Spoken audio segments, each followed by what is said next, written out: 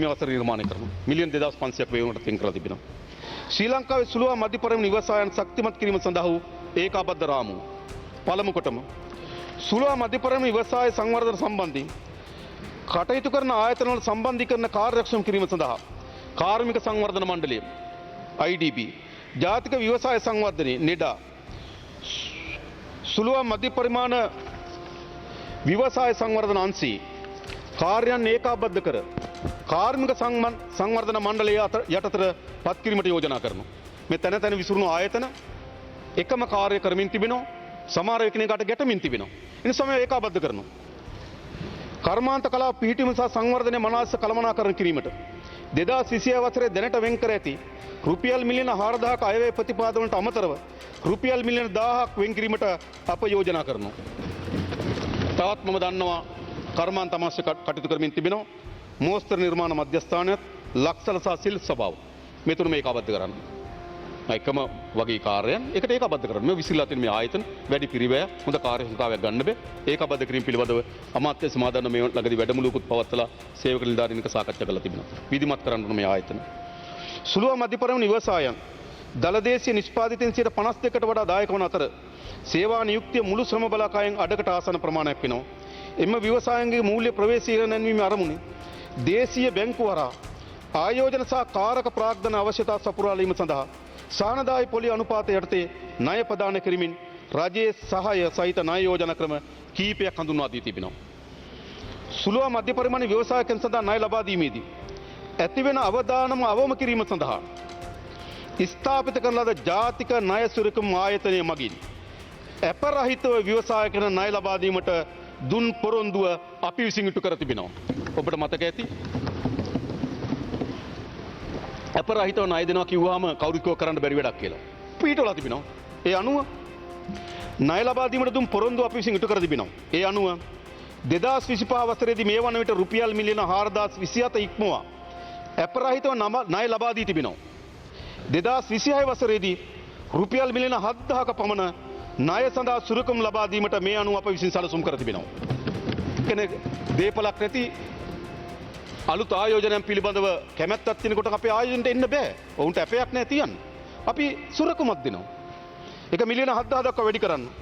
ඒ සඳහා අපි මෙම ආයතනය ආරම්භ කිරීම සඳහා ආසියානු සංවර්ධන බැංකුව විසින් ඇමරිකානු ඩොලර් මිලියන 50ක ණය ආධාර ලබා දී තිබෙනවා.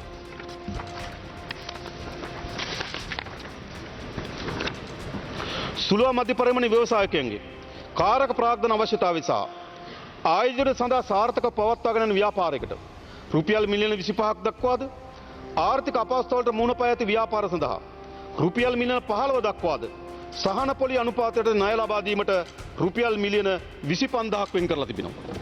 කඩා වැටුණු අයට නැවත නගා සිටින අයට ණය ලබා දෙන්න සහන ක්‍රමයට. සුළු මධ්‍ය පරිමාණ ව්‍යවසාය සඳහා රුපියල් මිලියන 50 දක්වා ණය ලබා දීම වෙනුවෙන් රුපියල් මිලියන 5900ක් වෙන් කර තිබෙනවා. කුෂිකර්ම අගේ දාමෙන් සංවර්ධනය කීය.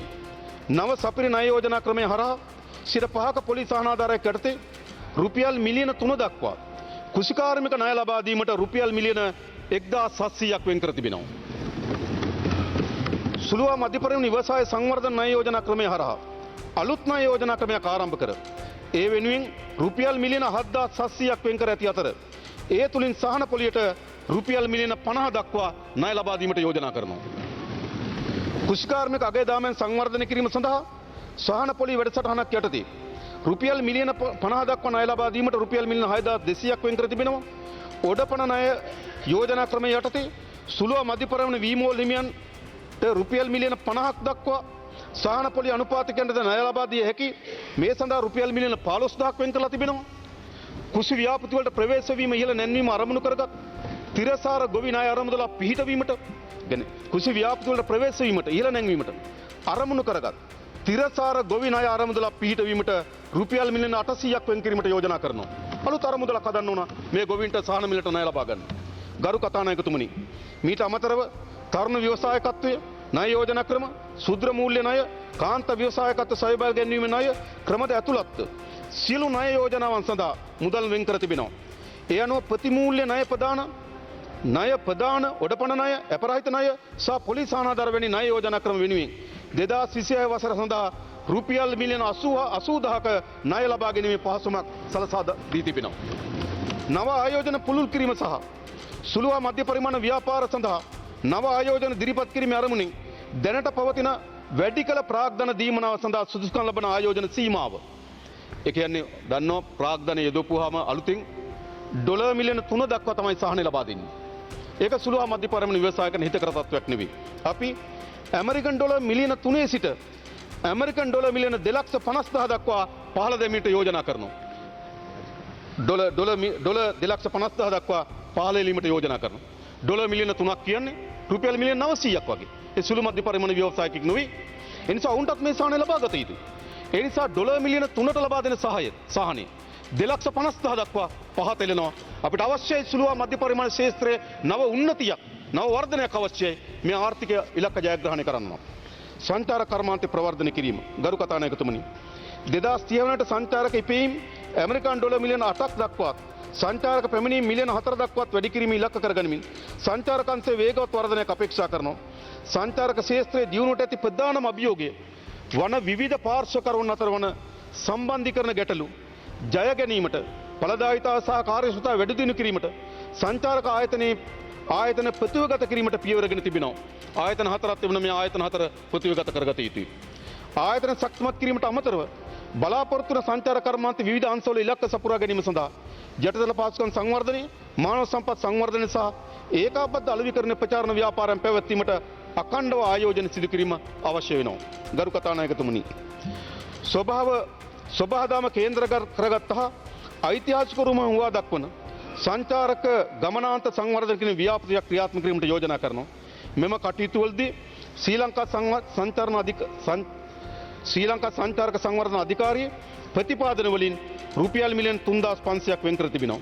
ඒ අර්ථයේ බස්නාහිර පළාතේ වෙරළ හා මූද ආසිත හැමිල්ටන් වල මීගමු කලපුව ඇතුළු ජලාසිත පරිසර සඳහා සංවර්ධන වැඩසටහන ක්‍රියාත්මක කිරීමට යෝජනා කරනවා. තවද ඌව පළාත් තුළ දැනටමත් විශාල වශයෙන් දේශීය විදේශීය සංචාරක ආකර්ෂණ සහිත හපුතලේ බෙරගල හා ඉදල්ගස් හින්න යන ප්‍රදේශවල පිහිටි සංචාරක ආකර්ෂණීය ස්ථානයන්හි යටිතල පහසුකම් වැඩි දියුණු කිරීම අවශ්‍ය ප්‍රචාරණ ලබා දීම මගින් හපුතල ප්‍රදේශයේ ලංකාවේ තවත් ප්‍රධාන සංචාර ගමනාන්තයක් බවට පත් කිරීමට සැලසුම් කරලා තිබෙනවා. රජයේ සතු ඌණ උපයුක්ත සංචාර බංගලා රජයේ සතු විශාල සංචාරක බංගලා තිබෙනවා. නිවාඩු නිකේතන 900කට අධික මානයක් හඳුනාගෙන තිබෙනවා. මේවායින් බොහෝමයක් ඉහළ සංචාරක ආකර්ෂණ සහිත තැන්වල පිහිටා තිබෙනවා. සංචාරක ක්ෂේත්‍රයේ නවාසන් අවශ්‍යතාවය සැපීම සඳහා පෞද්ගලික අංශයේ සහාය ඇතිව ආදායම් උත්පාදනය කරන එකක බවට මෙයා පත් කරනවා. රජ ආයතන තානායම් සංචාරක හෝටල් 900ක් විතර තිබෙනවා. ඉතාමත් වැදගත් තැන්වල පිහිටලා තිබෙනවා. ඒවා කිසිදු ඵලදායීතාවයක් නැහැ. සමහර නිවාඩු නිකේතනයේ තියෙන ආණ්ඩුව සතුව හැමදාම අධ්‍යක්ෂ ජනරාල්වරයාට කාමරයක් වෙන් කරලා තියෙනවා. වෙන කාටවත් ඒක නිදියන්න බෑ. ඇමතිවරයාට කාමරයක් වෙන් කරලා තියෙනවා. එහෙම තියනවද රටේ? ඒ නිසා මේවා විශාල ලෙස මේවා විනාශයට පත් වෙමින් තිබෙනවා. ඒ නිසා මේවා ඉතාමත් කාර්යක්ෂමතාවයෙන් ඵලදායීතාවය යොදවනවා. ඒ අමාත්‍යංශවල නිලධාරීන්ට, ඒ ආයතන වල නිලධාරීන්ට යම් සහන පැකේජ් එකක් කරා ඒ වගේ නතර වීමට අවශ්‍ය පහසුකම් හදන්න. එච්චරයි කරන්න ඕන. ඉතින් මේවා දි รา පත් වෙලා තිබෙන්නේ. ඔබලා ගිහිල්ලා ඇති. ඒ සියලුම රජයේ සතු මේවා දිනු කරන්න ඕන. ඒ නිසා අපි ඒ ආයතන සේවකයන්ගේ වරප්‍රසාද ආරක්ෂා වෙන ආකාරයෙන් මේවා ඵලදායීතාවය යොදා ගන්න අපි කටයුතු කරනවා. දැන්ට අපි හඳුනාගෙන තියෙන 900ක් මේ ස්ථාන. ඉතාමත් වැදගත් ස්ථානවල තියෙන්නේ. 2030 වන විට සංචාරක ආගන්තුක සත්කාරාංශයේ විවිධ කාණ්ඩ හරහා නිපුණතා සහිත ලක්ෂ 8කට අධික සංඛ්‍යාවක් අවශ්‍ය වන ඇතැයි පුරෝකථනය කර තිබෙනවා. පවතින භෞතික හා මානව සම්පත් සීමිත බැවින් ශ්‍රී ලංකා සංචාරක හෝටල් කළමනාකරණ ආයතනයේට පමණක් මෙම ඉල්ලුම සපුරා ලිය නොහැකි. ඒ කියන්නේ මේ පුහුණු කිරීම අපිට ආණ්ඩුවට විතරක් කරන්න බෑ. මෙම ජාතික මට්ටමේ ශ්‍රම බලකා පරතරය පියවීම සඳහා ශ්‍රී ලංකා සංචාරක හෝටල් කළමනාකරණ ආයතන විසින් දිවයින පුරා කෘතිකා වෘත්තීය අධ්‍යාපන කොමිසම් සභාව විසින් පිළිගත් රාජ්‍ය හා පෞද්ගලික අංශයේ පුහුණු ආයතන හරහා කෙටිකාලීන වෘත්තීය පුහුණු වැඩසටහනක් වන ආගන්තුක සත්කාර බහුකාර්ය වැඩසටහන හඳුන්වා දී තිබෙනවා. ඒ සඳහා ශ්‍රී ලංකා සංචාරක ප්‍රවර්ධන කාර්යසට වෙන් කර ඇති ඌණු උපයෝජිත සංචාරක සංවර්ධන අරමුදලෙන් රුපියල් මිලියන 500ක් යොදා ගැනීමට යෝජනා කරනවා. තරුණ තරුණියන්ට මේ අවශ්‍ය වෙන පුහුණුව සහ අධ්‍යාපන ලබා ගන්න අපි මුදල් වෙන් කරනවා. බේරේ වැව